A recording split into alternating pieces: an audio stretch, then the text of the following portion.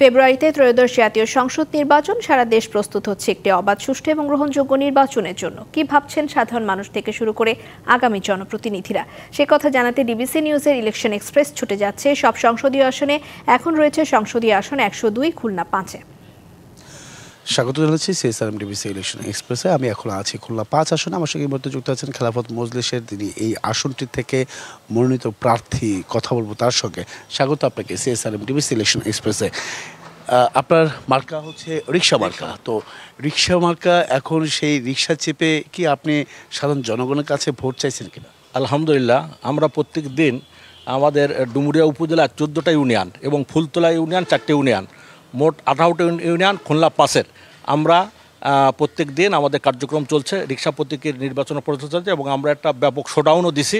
ডুমুরিয়া মানুষ, ফুলতলা মানুষ ব্যাপক সাড়া দিয়েছে ইনশাল্লাহ। এই আসনে জামাতের একজন বড় ক্যান্ডিডেট আছে, বিএনপি রয়েছে, কতটা চ্যালেঞ্জ হতে পারে বা আপনারা কি জোটে যাবেন কিনা, যাওয়ার সম্ভাবনা এখনও আছে কিনা?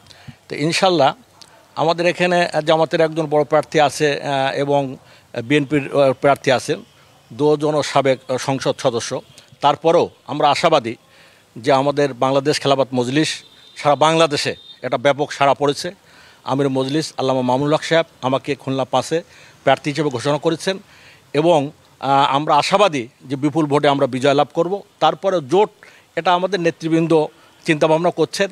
আমাদের প্রার্থী করেছে, আমরা কাজ চালায় যাচ্ছি। জোট হবে কি হবে না, সমঝোতা, হ্যাঁ, এটা সমঝোতা ওনারা করবেন কি করবেন না সেটা আমাদের বিষয় না। মূলত আমাদের প্রার্থী করেছে, আমরা কার্যক্রম চলছে। তো বিগত দিনে আমাদের কার্যক্রম চলেছে, তারপরেও যেহেতু ফ্যাসিস্ট সরকার বিশেষ করে আলেম ওলামাদের পরে চরম নির্যাতন করেছেন এবং তারপরেও আল্লামা মামুনুল হক সাহেবকে মিথ্যা একটা অপবাদ দিয়ে তাকে নির্যাতন করেছে।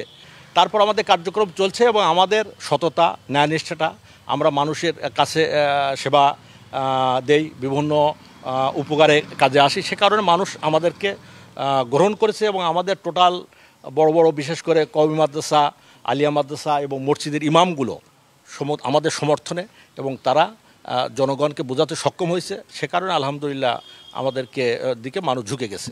কী ধরনের প্রতিশ্রুতি নিয়ে যেতে চান মানুষের কাছে?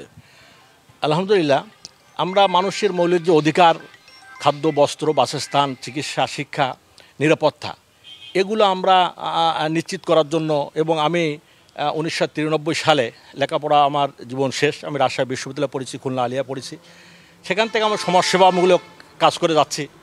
তো সেক্ষেত্রে তাদের পাশে দাঁড়াই এবং দুর্নীতিমুক্ত, আমি নিজে কখনো 1 টাকাও দুর্নীতি করি নাই। আমাদের সমাজে অফিস বলেন, আদালত বলেন, অনেক চাঁদাবাজ বলেন, এগুলো করে থাকে। আমি যদি আল্লাহ রাব্বুল আলামিন আমাকে এমপি করে, তাহলে আমি দুর্নীতিমুক্ত ডুমুরিয়া ফুলতলা করতে চাই। এছাড়া সনাতন ধর্মাবলম্বী যারা আছেন, সেই ভোটগুলো কি আপনারা পাবেন কিনা? হ্যাঁ, সনাতন ধর্মাবলম্বী ব্যক্তিরাও, তারাও কিন্তু ধর্ম পছন্দ করে, যে ধর্মবিরু, তাই যে ধর্ম হোক না কেন তাকে শ্রদ্ধা করে।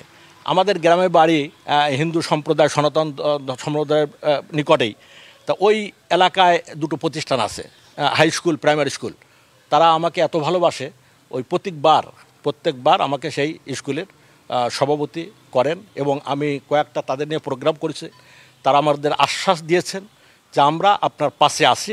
এবছর চ্যালেঞ্জ, আসলে যদি ত্রিমুখী নির্বাচন হয় তাহলে তো চ্যালেঞ্জ হবে, আর যদি সমঝোতা হয়, তবে আমার ধারণা, আমাদেরও আমির মজলিস ডেকেছিলেন ঢাকায়, আমাদের মন্তব্য দিয়েছেন, তার দ্বারা